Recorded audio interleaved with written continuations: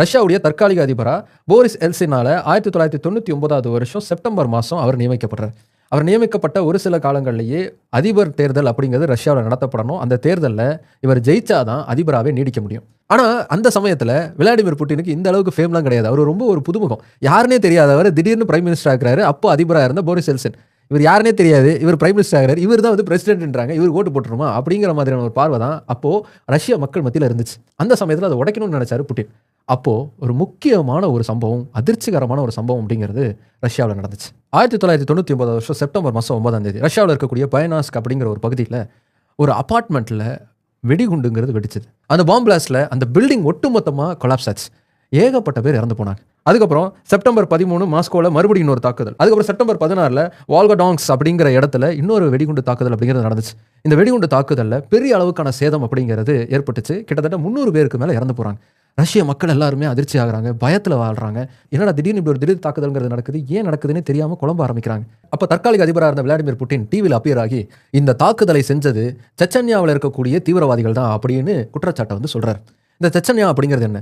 Soviet யூனியனா Russia இருந்த சமயத்தில் அதில் அங்கமாக இருந்த ஒரு இடம் தான் இந்த செச்சன்யா. சோவியத் யூனியன் உடஞ்சதுக்கப்புறமா ரஷ்யாவுக்குள்ளே இருந்த இந்த இடம் நாங்கள் தனி நாடாக ஆகிட்டோம் அப்படிங்கிற ஒரு கோரிக்கை வந்து முன் வச்சது. ஆனால் ரஷ்யா அதை ஏற்றுக்கவே இல்லை, இன்னைக்கு வரைக்கும் அதை ஏற்றுக்கவே இல்லை. இதனால் செச்சன்யாவுக்கும் ரஷ்யாவுக்கும் இடையில் மிலிட்டரி டென்ஷன்ஸ் அப்படிங்கிறது அடிக்கடி நடக்கும். இந்த செச்சன்யாங்கிறது தனி நாடாக மாறிடுச்சு, எங்களுக்கு தனி நாடுங்கிறது அங்கீகரிக்கப்படணும் அப்படின்னு சொல்லி ஆயுதம் ஏந்தி பல பேர் அங்கே போராடிக்கிட்டு இருந்தாங்க, பல குழுக்களாக போராடிக்கிட்டு இருக்காங்க. அந்த குழுக்களை சார்ந்த தீவிரவாதிகள் தான் இந்த தாக்குதலை நடத்தினாங்க அப்படின்னு சொல்லி விளாடிமிர் புட்டின் வந்து குற்றச்சாட்டை வந்து வச்சார். அதனால ரஷ்ய மக்கள் எல்லாருமே பயங்கரமாக கோவப்பட்டாங்க. செச்சன்யாவில் இருக்கக்கூடிய அந்த தீவிரவாதிகளெல்லாம் மொத்தமாக காலி பண்ணணும் அப்படின்லாம் ப்ரொபகண்டா பண்ண ஆரம்பிச்சாங்க. ஆனால் சரியா இதே காலகட்டத்தில் ஒரு சம்பவம் அப்படிங்கிறது நடந்துச்சு. செப்டம்பர் 22 ரயாசான் அப்படிங்கிற இடத்துல இருந்த ஒரு அப்பார்ட்மெண்ட்டில் ஒரு வெள்ளை நிற காரில் ஒரு 2-3 பேர் வந்து இறங்குறத அந்த அப்பார்ட்மெண்ட் வாசிகள் வந்து பார்க்குறாங்க. இவங்க இந்த அப்பார்ட்மெண்ட்டுக்கு சம்பந்தமே இல்லாதவங்களா இருக்காங்க, ஏன் இங்கே வராங்க அப்படிங்கிற சந்தேகங்கிறது அவங்களுக்கு இருக்குது. அந்த காருடைய டிக்கியை திறந்து 3 பை, அதாவது பெரிய மூட்டை மாதிரியான 3 மூட்டையை எடுத்துக்கிட்டு அந்த அப்பார்ட்மெண்ட் பேஸ்மெண்ட்டுக்கு போய் அதை பதுக்கி வச்சிருக்காங்க. அதில் ஒயர்லாம் ஃபிக்ஸ் பண்ணியிருக்காங்க. இதை அவங்க பார்த்துடுறாங்க. அந்த அப்பார்ட்மெண்ட் வாசிகள்லாம் ஒன்றா சேர்ந்து அந்த 3 பேரையும் அடித்து கட்டி போட்டு போலீஸ்க்கு இன்ஃபார்ம் பண்ணுறாங்க. போலீஸ் வந்து அவங்களை கைது பண்ணி அழைச்சிட்டு போகுது. அது மட்டும் இல்லாமல் அந்த மூட்டையில் இருந்தது பாம்புன்னு சொல்லி அந்த பாம்பை டிஃப்யூஸ் பண்ணி அதையும் சீஸ் பண்ணி போலீஸ் எடுத்துகிட்டு போச்சு. இந்த செய்தி வெளியில் வந்த உடனே அப்போ அதிபராக இருந்த விளாடிமிர் புட்டின் என்ன பண்ணுறாரு, மக்களை வந்து பாராட்டுறாரு. யார்? அந்த அப்பார்ட்மெண்ட் வாசிகளை பாராட்டுறாரு. எவ்வளோ விஜிலண்டாக இருந்திருக்காங்க, தைரியசாலிகளாக இருந்திருக்காங்க, அவங்களுடைய தைரியத்தை நான் பாராட்டுறேன் அப்படின்லாம் சொல்கிறார். இந்த கைது செஞ்சாங்கல்ல அந்த 3 பேர், அந்த 3 பேர் யாரான்னு விசாரிக்கிறாங்க. விசாரிச்சா அவங்க ரஷ்யாவுடைய உளவு பிரிவான புட்டின் தலைமையில் இருந்த எஃப்எஸ்பி ஏஜென்ட்ஸ் அப்படிங்கிறது தெரிய வருது. இது பத்திரிகையிலையும் வெளியில் வந்துடுது.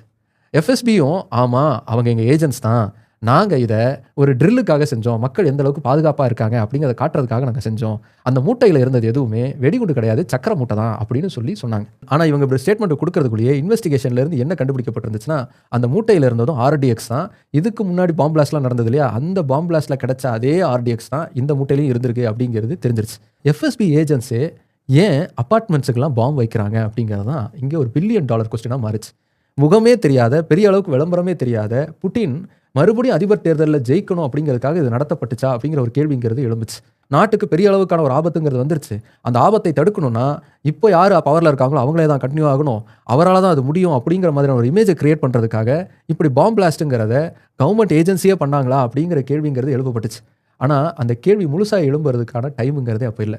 ஏன்னா ஏற்கனவே 4 பாம்பு பிளாஸ்ட் நடந்துருந்துச்சு இல்லையா, அதையே காரணமாக காமிச்சு விளாடிமிர் புட்டின் செச்சன்யாவுக்கு எதிரான போரை தொடங்கிட்டார். பெரிய அளவுக்கான போர் நடந்துகிட்டு இருந்துச்சு. அந்த போரை காமிச்சு தான் தேர்தல் பிரச்சாரத்தையே செய்ய ஆரம்பிக்கிறார் விளாடிமிர் புட்டின். அதை அடிப்படையாக வச்சு தான் தேர்தலையே அவர் சந்திக்கிறார். தேர்தலில் 53% அளவுக்கான வாக்குகளை பெற்று அதிகாரப்பூர்வமாக ரஷ்யாவுடைய அதிபராக பதவியில் வந்து அமர்றாரு விளாடிமிர் புட்டின். சரி, இப்படி அதிபராக பதவிக்கு வந்துட்டார். அதுக்கப்புறமா என்ன நடந்துச்சு? நல்லது தான் நடந்துச்சா அப்படின்னா அதுவும் கேள்விக்குறி தான். அதிபராக பதவிக்கு வந்த உடனேயே விளாடிமிர் புட்டின் செஞ்சது தன்னை இன்னும் அதிகமாக ஃபேமஸ் ஆக்கிக்கிறதுக்கான வேலையை செஞ்சது தான். அதிபராக இவர் முதல்ல பதவி ஏற்றுக்கிட்ட அந்த விழாவே அந்த அளவுக்கு விமர்சையான ஒன்றா நடந்துச்சு. ஒட்டுமொத்த அட்டென்ஷனும் அவர்கிட்ட மட்டும்தான் இருந்துச்சு. சுற்றி யாருக்கிட்டையுமே இல்லாத அளவுக்கு அவ்வளோ நேர்த்தியான டிசைனில் அந்த பதவியேற்பு விழாவை வந்து டிசைன் பண்ணியிருந்தாங்க. நிறைய ஆர்மி பரேடுங்கிறது நடந்து தனியால் அவர் நடந்து வந்து அவர் ஹீரோயிசமாக காமிச்சு அதுக்கப்புறமா தான் அவர் பதவியை வந்து ஏற்றுக்கிறார். ரஷ்யாவை காப்பாற்றுறதுக்கு இவர் ஒருத்தர் தான் இருக்கார், இவரை தாண்டி வேற யாருமே இல்லை, இவர்கிட்ட தான் பொறுப்பை ஒப்படைக்கணும்னு அவர் ஷோல்டரில் ரஷ்யாவே தூக்கி நிறுத்துற மாதிரியான ஒரு இமேஜை வந்து அப்போ கிரியேட் பண்ண ஆரம்பிச்சாங்க. அந்த இமேஜை இன்னும் அதிகமாக ஆக்கிறதுக்காக ஏகப்பட்ட ஃபோட்டோ ஷூட்டை செய்ய ஆரம்பிச்சார் விளாடிமிர் புட்டின். குதிரையில் வெறும் உடம்போட ஆம்ஸை காமிச்சிக்கிட்டு ட்ராவல் பண்ணுற இமேஜஸ், தனியாக கன் எடுத்து சுட்டுக்கிட்டு இருக்கக்கூடிய இமேஜஸ், இது எல்லாமே விளாடிமிர் புட்டின் மாதிரியான ஒரு மாபெரும் வீரனை எங்கேயுமே பார்க்க முடியாதுங்கிற மாதிரியான செய்தியை கடத்துறதுக்காக தான் உருவாக்கப்பட்டுச்சு. அது மட்டும் இல்லாமல் அடிக்கடி வெக்கேஷனுக்கு கிளம்பி போனார் ஃபேமிலியாக. ஏதாவது ஒரு நல்ல சீனரியாக இருக்கக்கூடிய ஏரியாவுக்கு ஃபேமிலியோட போய் வெக்கேஷன் செஞ்சுக்கிட்டு இருக்கிறதுங்கிறது விளாடிமிர் புட்டினுக்கு ரொம்ப பிடித்த பொழுதுபோக்காக இந்த காலகட்டத்தில் உருவாச்சு. ஆனால் அந்த சமயத்தில் தான் ரஷ்யா வரலாற்றிலேயே தவிர்த்திருக்க வேண்டிய மிக மோசமான ஒரு சம்பவம் அப்படிங்கிறதும் நடந்துச்சு. 2000 ஆகஸ்ட் 12 ரஷ்யாவுடைய ஒரு நீர்மூழ்கி கப்பல் அப்படிங்கிறது கடலுக்குள்ள மூழ்க ஆரம்பிச்சிருச்சு. அந்த நீர்மூழ்கி கப்பலில் கிட்டத்தட்ட 118 கடற்படை வீரர்கள் இருந்தாங்க. அவங்க அத்தனை பேருமே கடலுக்குள்ள மாட்டிக்கிட்டாங்க. அவங்களை காப்பாற்ற வேண்டிய பொறுப்பு அப்படிங்கிறது ரஷ்யன் ஆர்மி கிட்ட இருக்கு. முழு மூச்சில் இறங்கி அவங்க போராடிக்கிட்டு இருக்காங்க. இப்படி கண்டினியூஸாக அவங்க போராடிட்டு இருந்த சமயத்தில் புட்டின் என்ன தெரியுமா பண்ணிட்டு இருந்தாரு? அவருடைய வெக்கேஷனில் பயங்கரமாக என்ஜாய் பண்ணிட்டு இருந்தார். அந்த செய்தி அவருக்கு போய் சேர்ந்த சமயத்தில் அவர் வெக்கேஷனை கேன்சல் பண்ண வேண்டிய தேவையெல்லாம் இல்லை, கண்டினியூ பண்ணுவோம் அப்படின்னு வெக்கேஷனை கண்டினியூ பண்ணிட்டு தான் இருந்தார். இங்கே அத்தனை வீரர்கள் போராடிட்டு இருந்தாங்க. இந்த வீரர்களை காப்பாற்றுறதுக்கு உலக நாடுகள் பல நாடுகள் வந்து உதவி செய்யறதுக்கு முன் வந்தாங்க. ஆனால் எந்த உதவியும் வேணான்னு சொல்லி ரஷ்யாவில் அவருடைய தலைமையில் இருந்த அரசுங்கிறது நிராகரிச்சிருச்சு. இந்த சம்பவம் நடந்த 5 நாட்கள் வரை வெளிநாடுகளுடைய எந்த உதவியையும் புட்டினுடைய அரசு ஏற்றுக்கவே இல்லை. 5 நாளைக்கு அப்புறம் தான் சரி நாங்கள் ஏற்றுக்கிறோன்னு அதுக்கப்புறம் அனுமதிச்சாங்க. அதுக்கப்புறமா போராடினாங்க. ஆனால் அவங்களை காப்பாற்றவே முடியல. அதுக்கப்புறமா தான் வெக்கேஷன்லேருந்து கிளம்பி வராரு புட்டின். கிளம்பி வந்து இறந்து போன அந்த கடற்படை வீரர்களுடைய குடும்பத்தை வந்து சந்திச்சார். நாங்கள் எவ்வளோ போராடியும் காப்பாற்ற முடியல அப்படின்னு ஒரு ஸ்டேட்மெண்ட் அவர் வாசித்தார். அவங்களை காப்பாற்றுறதுக்கான எவ்வளவோ வழிகள் இருந்தோம், ஏன் அதெல்லாம் நீங்கள் முயற்சி செய்யவே இல்லை, வெளிநாடுகளுடைய உதவிகளை வந்து நம்ம ஏன் சீக்கிரம் அனுமதி தரலை, நீங்கள் எங்கே இருந்தீங்க அப்படிங்கிற கேள்விகளை கேட்டு அவரை குறைய ஆரம்பித்தாங்க. இந்த சம்பவத்தில் தன்னுடைய மகனை இழந்த ஒரு அம்மா எந்திரிச்சு கண்ணீர் மல்க கோபத்தோட ஏன் எங்களுடைய மகன்கள் செத்து போகிறாங்க உங்களுடைய அஜாக்கிரதையால் தான் அப்படின்னு சொல்லி பயங்கரமாக எமோஷனலாக பேசுவாங்க. அவங்க பேசிக்கிட்டு இருக்கும்போதே அவங்க பின்னாடி ஒரு மயக்க மருந்து சிரஞ்சு எடுத்துகிட்டு வந்து அவங்களுக்கு போட்டு அவங்க அப்படியே மயங்கி விழுவாங்க. இது எல்லாமே டெலிவிஷனில் அப்படியே கேப்சர் ஆகிருக்கும். அதாவது தன்னை எதிர்த்து யாரும் பேசிடக்கூடாது, எந்த கேள்வியும் கேட்டக்கூடாது. அப்படி கேட்டால் அவங்களுக்கான ட்ரீட்மெண்ட் இப்படி தான் இருக்குங்கிற மாதிரி புட்டின் இந்த வேலையை பார்த்துருப்பார். அது மட்டும் இல்லை, அங்கே வந்திருந்து இப்படி கேள்வி கேட்டவங்க எல்லாருமே ஆப்போனன்ட் பார்ட்டிஸால் அனுப்பி வைக்கப்பட்டவங்க, உண்மையான அப்பா அம்மாவாக இருந்திருக்க மாட்டாங்க, என்னை வந்து எப்படியாவது என் மேலே கெட்ட பேரை உருவாக்கணுங்கிறதுக்காக காசு வாங்கியிருப்பாங்க அப்படிங்கிற மாதிரிலாம் ஸ்டேட்மெண்ட் கொடுத்தாரு விளாடிமிர் புட்டின். விளாடிமிர் புட்டின் எதிர்த்து பேசுறதுங்கிறது அவருக்கு சுத்தமாக பிடிக்காது. அவருடைய இமேஜுங்கிறது ரொம்ப நீட்டாக கட்டமைக்கப்பட்டிருக்கணும். தன்னை யாராவது குறை சொல்லிட்டாங்கன்னா அவரால் அதை ஏற்றுக்கவே முடியாது. இவர் தற்காலிக அதிபராக நியமிக்கப்பட்டார் இல்லையா, அந்த சமயத்தில் NTV அப்படிங்கிற ஒரு டெலிவிஷன் சேனல் வந்து அதை கிண்டல் பண்ணி ஒரு பப்பட் ஷோங்கிறத பண்ணாங்க. அது ரெகுலராக பண்ணிட்டு இருக்கக்கூடிய ஒரு சட்டையர் பப்பட் ஷோ தான். அதில் இவர் ஒரு குழந்தையா காமிச்சு வந்து கிண்டல் பண்ணியிருப்பாங்க. என்ன இப்படி கிண்டல் பண்ணிட்டீங்களா, உங்களை விட மாட்டேன் அப்படின்னு சொல்லி இவர் வந்து தேர்தலில் ஜெயிச்சு அதிபராக மாறினார் இல்லையா. அதிபராக வந்த உடனே அவர் செஞ்ச முதல் வேலை என்னன்னா, NTV ஓனர் மேலே ரெய்டு விட்டது. ரெய்டு நடத்தி அவரை அரெஸ்ட் பண்ணி அவர்கிட்ட இருந்து NTV டிவிக்கான உரிமையை மொத்தமாக வாங்கி அவருக்கு தோதா இருக்கக்கூடிய நபர்களுக்கு மாற்றினது தான். அப்படி மாற்றினதோடு மட்டும் இல்லாமல் என்னை புகழ்ந்து பேசக்கூடிய செய்திகள் மட்டும்தான் வரணும் அப்படிங்கிற அழுத்தத்தையும் NTVயில் வேலை பார்த்த ஆசிரியர்களுக்கு, எடிட்டர்ஸுக்கு வந்து இன்ஃப்ளூயன்ஸ் பண்ணியிருக்காரு விளாடிமிர் புட்டின். இது NTVயில் வேலை பார்த்த எடிட்டர் ஒருத்தர் அதுக்கப்புறம் ரஷ்யாவிலேருந்து வெளியில் வந்ததுக்கப்புறமா தன்னுடைய பேட்டியில் தெளிவாக அதை பதிவு செஞ்சிருப்பார். ரஷ்யாவுடைய ஆயில் இண்டஸ்ட்ரியுடைய பிக்கஸ்ட் டைக்கோனா, முக்கிய புள்ளியாக இருந்த ஒருத்தர், அவருடைய பேர் வந்து மிக்கேல் கொடோர்கோவிஸ்கி. இவர் என்ன பண்ணுறாரு, ஒரு மீட்டிங்கில் வந்து புட்டின் கிட்ட வந்து ஓப்பனாகவே சொல்லிடுறாரு, ரஷ்யாவில் இப்போ கரப்ஷன் வந்து ரொம்ப அதிகமாக இருக்குது, கிட்டத்தட்ட 30% மேலே அதிகமாக இருக்குன்னா சொல்கிறாங்க, அதற்கு நீங்கள் ஏதாவது நடவடிக்கை எடுக்கணும் அப்படின்னு சொல்கிறார். புட்டின் ஊழல் பண்ணாருன்னு அவர் சொல்லலை, உங்களுடைய ஆட்சியில் இந்த மாதிரி ஊழல் அதிகமாகிட்டு இருக்கு, அதை எப்படியா தடுங்க அப்படிங்கிறத அவர் வச்ச கோரிக்கையாக இருந்துச்சு.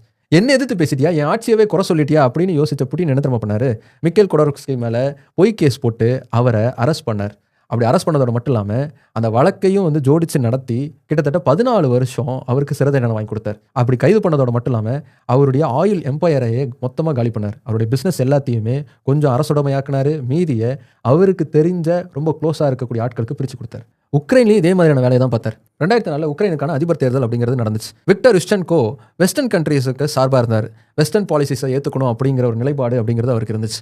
அவரை எப்படியாவது தோக்கடிக்கணும், அவரை தோக்கடிச்சிட்டு தனக்கு சாதகமாக இருக்கக்கூடிய விக்டர் யனுகோவிக் அப்படிங்கிறவரை தேர்ந்தெடுக்கணும்னு முடிவு பண்ணார் விளாடிமிர் புட்டின். ஆனால் விக்டர் யுஷ்சென்கோவுக்கு தான் அதிகமான அளவுக்கு ஆதரவு இருக்குது அப்படிங்கிறத தெரிஞ்சுக்கிட்டு அவரை எப்படியாவது போட்டியிலிருந்து காலி பண்ணணும்னு முடிவு பண்ணாங்க ரஷ்யாவுடைய உளவு பிரிவு. அதுக்காக அவருக்கே தெரியாமல் டயாக்சின் பாய்சன்கிறது கொடுக்கப்பட்டுச்சு. இந்த பாய்சன்லேருந்து அவர் தப்பி பழச்சிட்டாரு. ஆனால் அதோடைய பக்க விளைவுகளால் அவருடைய முகமே ஒட்டுமொத்தமாக சிதைஞ்சு போச்சு. அந்த தேர்தலில் ரஷ்ய உளவு பிரிவு ஏகப்பட்ட கோல்மால் பண்ணி விக்டர் யனுகோவிச்சை ஜெயிக்க வச்சாங்க. அவர் அதிபராக மாற்றினாங்க. விக்டர் யனுகோவிச்சை உக்ரைனுடைய அதிபராக நியமித்து தனக்கு சாதகமான வேலைகளை செஞ்சுக்கலான்னு முடிவு பண்ணியிருந்தார் விளாடிமிர் புட்டின். ஆனால் இந்த தேர்தலுங்கிறது தப்பான தேர்தல், இந்த தேர்தல் முடிவுகள்ங்கிறது மாற்றி அமைக்கப்பட்டிருக்கு, உண்மையிலேயே ஜெயிச்சது விக்டர் யஷென்கோ தான் அப்படின்னு சொல்லி அந்த நாட்டுடைய உச்சநீதிமன்றம்ங்கிறது தீர்ப்பு வழங்கிருச்சு. அந்த தீர்ப்பு வந்ததுக்கப்புறமா யுக்ரைனில் இருந்த ரஷ்யாவுக்கு ஆதரவான அரசை எதிர்த்து உக்ரைன் மக்கள் பெரிய அளவுக்கான புரட்சி செஞ்சாங்க. அதை ஆரஞ்சு ரெவல்யூஷன் அப்படின்னு சொல்லுவாங்க. இந்த ஆரஞ்சு ரெவல்யூஷனுங்கிறது பெரிய அளவுக்கு நடந்த உடனே விக்டர் யனுகோவிச் நாட்டை விட்டு ஓடி போயிட்டார். யுக்ரைன் என்றைக்குமே ரஷ்யாவுக்கு சாதகமாக தான் இருக்கணும், யுக்ரைனில் ரஷ்யாவுடைய ஆதிக்கம் தான் இருக்கணும்னு திட்டம் தீட்டி வச்சிருந்த விளாடிமிர் புட்டினுக்கு இது ஒரு பெரிய அடியாக மாறிச்சு. அதனால தான் உக்ரைனுக்கு எதிரான ஒரு நிலைப்பாடை அப்பத்திலிருந்தே எடுத்தாரு. அது உக்ரைன் ரஷ்யா போரா அதுக்கப்புறமாவே வெடிச்சது. இப்படி பிரதமரா இருந்த விளாடிமிர் புட்டின் என்ன பண்றாருன்னா, ரஷ்ய சட்டத்திலேயே மாற்றத்தை கொண்டு வந்து மறுபடியும் அதிபர் தேர்தல்ல வந்து சந்திக்கிறாரு 2012ல. 63% ஓட்டுகள் பெற்று மறுபடியும் ரஷ்யாவுடைய அதிபரா பதவிக்கு வர்றாரு. அதுக்கப்புறம் தொடர்ந்து தன்னுடைய ஸ்ட்ராங் ஹோல்டு ரஷ்யாவில் இருக்கிறதுக்கான வேலைகளை செய்ய ஆரம்பிக்கிறார். அதே மாதிரி மீடியாங்கிறது தனக்கு எதிராக இருக்கக்கூடாது அப்படின்னு மீடியாவை ஒட்டுமொத்தமாக தன்னுடைய கண்ட்ரோலுக்கு கொண்டு வந்தார். தனக்கு எதிராக செய்திகள் படக்கூடிய எல்லா நிறுவனங்களுமே ஒட்டுமொத்தமாக காலி செய்யப்பட்டுச்சு. அவரை புகழ்ந்து தள்ளக்கூடிய, அவருக்கு சப்போர்ட் பண்ணக்கூடிய மீடியாக்கள் மட்டும்தான் ரஷ்யாவில் செயல்பட முடியும் அப்படிங்கிற சூழல்ங்கிறது உருவாக்கப்பட்டுச்சு. இந்த மீடியாக்களை தாண்டி ரஷ்யாவுடைய அஃபிஷியல் மீடியா அப்படிங்கிறது செயல்படுது. இப்படி ஒரு சூழலை உருவாக்கி தான் சொல்றது தான் செய்தி, தன்னை புகழ்வது தான் நீதிங்கிற மாதிரி மாத்திட்டாரு ரஷ்யாவை விளாடிமிர் புட்டின். இதுக்கப்புறம் 2018 மறுபடியும் ரஷ்யாவுடைய அதிபராக மாறினாரு. 2024 மறுபடியும் அதிபராக தேர்ந்தெடுக்கப்பட்டார். அப்படி தேர்ந்தெடுக்கப்பட்ட சமயத்தில் ரஷ்யாவுடைய சட்டத்தையே தனக்கேற்ற மாதிரி மாற்றி அமைச்சிட்டார் விளாடிமிர் புட்டின். அதன் காரணமாக 2030 வரைக்கும் ரஷ்யாவுடைய அசைக்க முடியாத அதிபராக இருக்க போறாரு விளாடிமிர் புட்டின். அப்படி கணக்கு பண்ணி பார்த்தோம் அப்படின்னா கிட்டத்தட்ட 25 வருஷத்துக்கும் மேலே ரஷ்யாவை ஆட்சி செய்யக்கூடிய ஒருத்தராக இருக்கிறாரு விளாடிமிர் புட்டின். புட்டினுடைய அந்த அதிகார பசி அப்படிங்கிறதா இவ்வளவு உயிர்களை அதற்காக பலியாக்கியிருக்கு. புட்டினுக்கு எப்பப்பெல்லாம் சரிவு வர்ற மாதிரியான சூழல் இருக்கோ, எலெக்ஷனில் அவர் தோத்து போவாரோ அப்படிங்கிற மாதிரியான ஒரு பார்வை இருக்கோ, அவருடைய இமேஜுங்கிறது குறையுதோ, அந்த சமயத்தில் தான் ஏதாவது ஒரு எதிரி நாட்டு தாக்குதலையோ இல்லை போரையோ அவர் கையில் எடுக்கிறாரு அப்படிங்கிறது அவருடைய ஹிஸ்ட்ரி எடுத்து பார்க்கும்போது தெரியுது. அது மட்டும் இல்லாமல் மீடியாவை ஒட்டுமொத்தமாக கண்ட்ரோல் பண்ணி அவர் சொல்லக்கூடிய ப்ரொபகண்டா மட்டும்தான் மக்களுக்கு போய் சேரணும் அப்படிங்கிறதுலையும் ரொம்ப தெளிவாக இருக்காரு விளாடிமிர் புட்டின் அப்படிங்கிறதையும் பார்க்க முடியுது. ஆட்சியையும் அதிகாரத்தையும் எப்பவும் தன்னுடைய கட்டுப்பாட்டுக்குள்ளேயும் தன்னுடைய காலடிக்குள்ளேயே எல்லாரையும் வச்சிருக்கணும் அப்படிங்கிற அவருடைய நினைப்பு தான் இவ்வளவு தூரம் அவரை நகர்த்திக்கிட்ட கொண்டு வந்திருக்கு அப்படிங்கிறத நம்மளால புரிஞ்சுக்க முடியுது. ஆனால் அதே சமயத்தில் ரஷ்யாவை எப்படியாவது நசுக்கிடணும் அப்படின்னு யோசிக்கக்கூடிய ஆதிக்க நாடுகளுக்கு எதிராக எப்பவுமே புட்டின் ரொம்ப ஸ்ட்ராங்கான ஒரு எதிர்ப்பை தெரிவிச்சிருக்காரு அப்படிங்கிறதையும் நம்மளால தவிர்க்க முடியாது. அதுக்கு முக்கியமான ஒரு எக்ஸாம்பிள் சொல்லணும் அப்படின்னா, ரஷ்யாவை சுற்றி இருக்கக்கூடிய நாடுகளை நேட்டோவுக்குள்ள கொண்டு வந்து ரஷ்யாவை எப்படியும் ஒரு த்ரெட்டுக்குள்ளேயே வச்சிருக்கணும்னு யோசிக்கிறாங்க அமெரிக்கா. ஆனால் அது ரஷ்யாவை பலவீனப்படுத்திடக்கூடாது, அதனால ரஷ்யா வந்து வீழ்ந்துடக்கூடாது அப்படிங்கிறதுக்காக அந்த நடவடிக்கைகளுக்கு எதிராக கடுமையான எதிர்ப்புகளையும் எதிர்வினைகளையும் தொடர்ந்து செய்யக்கூடிய ஒருத்தர் விளாடிமிர் புட்டின். அதனால தான் ரஷ்யா இன்னைக்குமே அமெரிக்காவும் அமெரிக்கா சார்ந்த நாடுகளுக்கும் ஆட்டம் காட்டக்கூடிய ஒரு நாடா தொடர்ந்து நீடிச்சுக்கிட்டு இருக்கு. சரி.